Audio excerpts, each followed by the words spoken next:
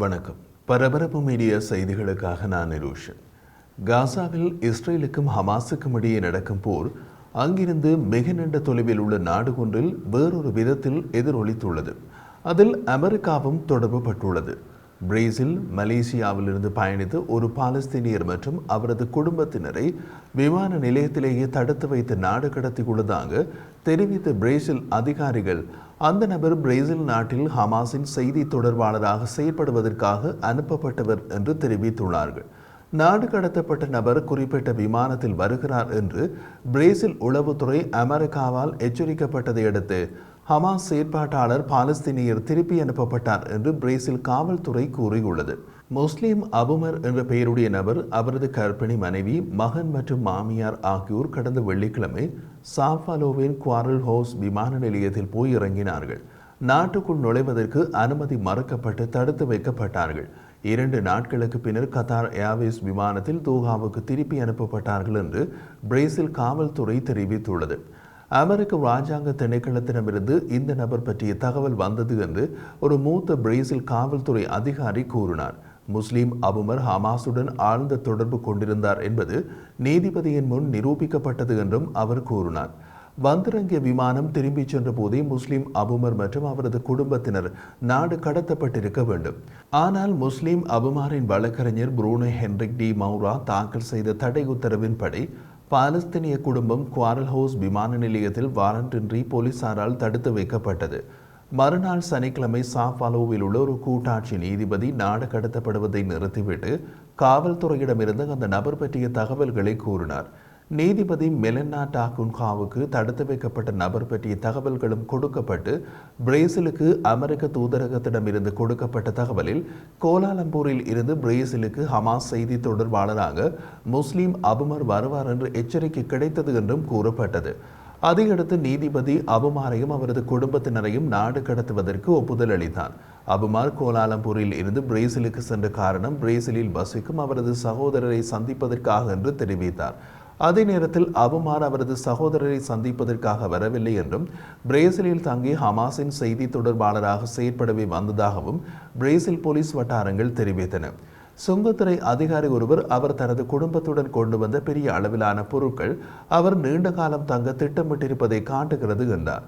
பாலஸ்தீனியரான 37 வயதான அபுமர் ஆசிய மத்திய கிழக்கு மையத்தின் நிர்வாக இயக்குநராக உள்ளார்.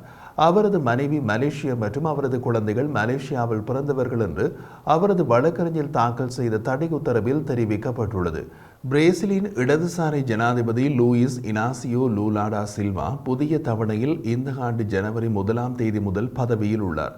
பாலஸ்தீன மோதல் விஷயத்தில் இரு நாடுகளுக்கான தீர்வை ஆதரிக்கும் உலக தலைவர்களில் அவரும் ஒருவர். பாலஸ்தீனத்தை நீண்ட காலத்திற்கு முன்பே அங்கீகரித்த நாடுகளில் ஒன்று பிரேசில்.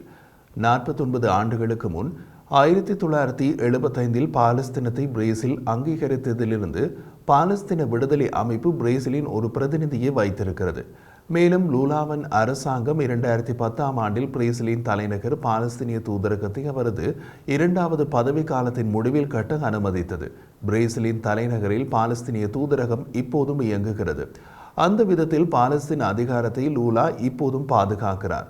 ஆனால் பாலஸ்தீனத்தின் பிரதிநிதியாக பிரேசில் அங்கீகரித்திருப்பது மேற்கு கரையில் ஆட்சி செய்யும் பாலஸ்தீன தேசிய ஆணையத்தை தான்.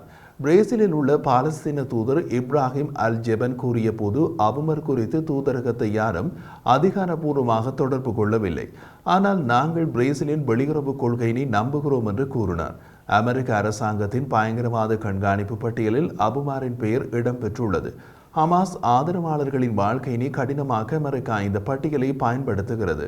சமூக வலைதளங்களில் ஹமாஸ் போன்ற தடை செய்யப்பட்ட அமைப்புகளை ஆதரிப்பவர்கள் மிகச் சுலபமாக இந்த பட்டியலில் அவர்களை அறியாமலேயே போய் சேர்ந்து விடுகிறார்கள். பட்டியலில் இணைக்கப்பட்டு விட்டால் சிக்கலுக்குள்ளாக அவர்கள் அமெரிக்கா வரை போக வேண்டியதில்லை. அமெரிக்காவுடன் தொடர்புடைய எந்த நாட்டுக்கு, அது மத்திய கிழக்கு நாடாக இருந்தாலும், அவர்களை சிக்கல் தேடி வரும். அபுமர் சமூக வலைதளங்களில் ஹமாஸின் ஆதரவாளர் என்று கூறப்படுகிறது.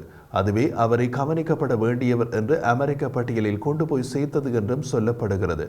அப்படி சிக்கலில் சிக்கியவர்கள் ஈரான், ஏமன், சூடான், சிரியா என்று விரல் விட்டு எண்ணப்படக்கூடிய நாடுகளை தவிர வேறு எங்கே போனாலும் சிக்கலில் மாட்டலாம்.